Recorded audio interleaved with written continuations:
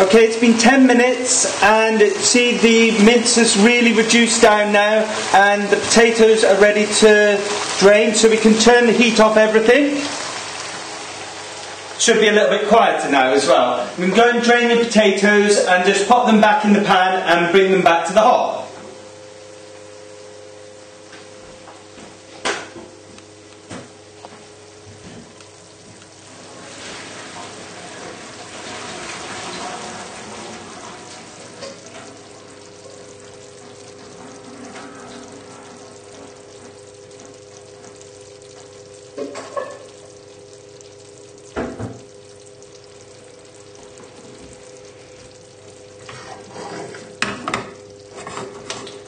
Okay, and we're going to turn the heat on low for the potatoes, so it'll just help get all the moisture out of them so that they're not all soggy and water laden. Turn the heat off the mince completely now, that's all done, and all that's left to do now is to get mashing.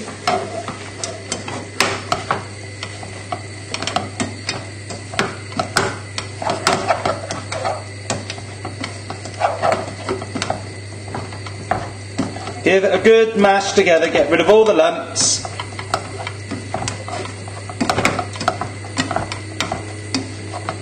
Turn the heat down.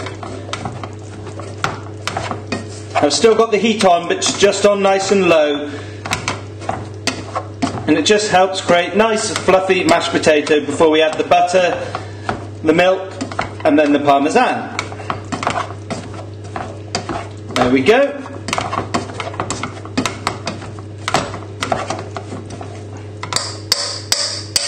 So we can add in the butter next, and I haven't measured this out, so it's just a knob of butter.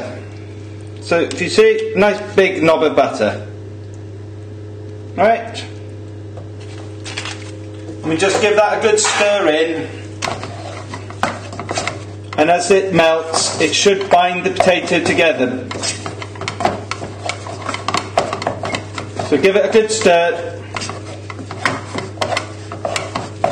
Just to stir in the butter as it's melting, bind the potato together, adds a really nice richness to it. There we go.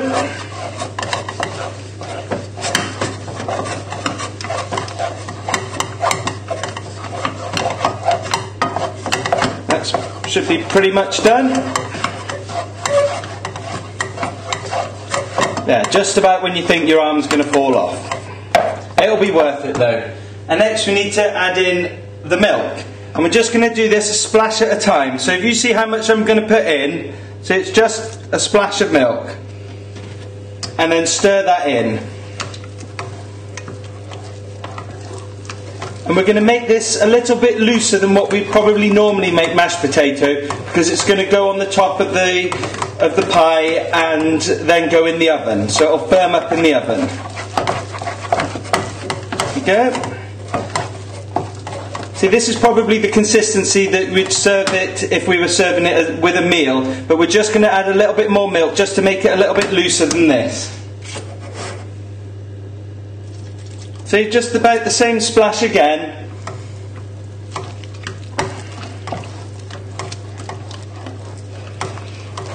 And then give it a good mix in.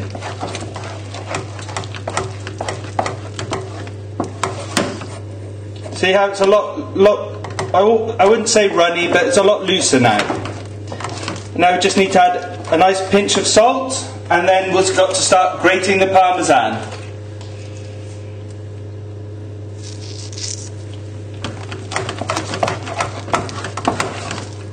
Give that a stir in, and then go and get your parmesan and your grater. And if you've got one of these little micro graters, they're very, very useful. If not, just grate it on the finest side of your box grater.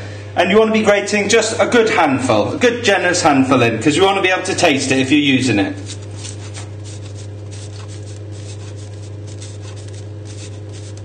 Go.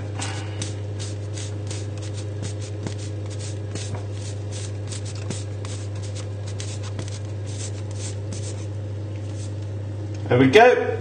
Nice Pretend you have big hands.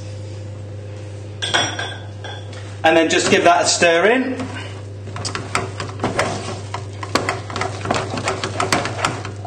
And it just adds such a fantastic flavour to the mash once it's all baked in the oven, which should be nicely preheated by now. And now we can take everything over to your work surface and get it in the pie dish. Just need to get something to put them on.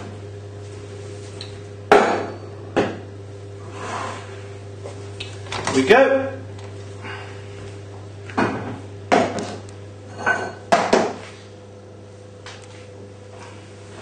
Forgot my spoon. Right, simple case of mince on the bottom, mashed potato on top. So pour the mince carefully into the bottom, shouldn't splash too much. Set it very confidently and doing it very tentatively. So the mince into the bottom of your pie dish, and then just with the back of the spoon, just flatten it out to give a nice base for the mashed potato to sit on. There we go. Hopefully yours is looking something like that. Now it's just a case of spooning on the mashed potato, and the way I normally do this is just sort of one spoon at a time and try and put the lumps in a pile all the way around, covering it, and then we'll smooth it over with a knife.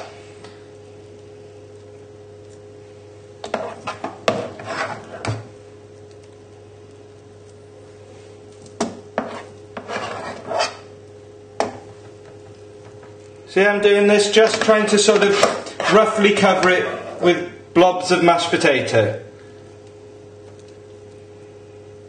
And hopefully it's still loose enough that it sort of drops off your spoon.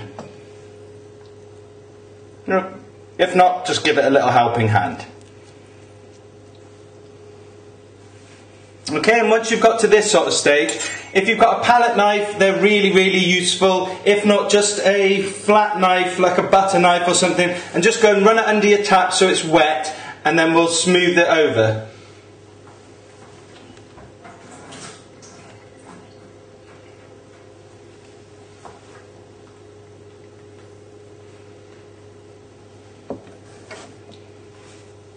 Okay, and it just by wetting it just means that the potatoes shouldn't stick too much to the knife, and just gently smooth the potato over and around, just covering up the gaps. Don't matter if a bit spills through, it's absolutely fine. A bit will probably come through during the oven process anyway. It all will be fantastic.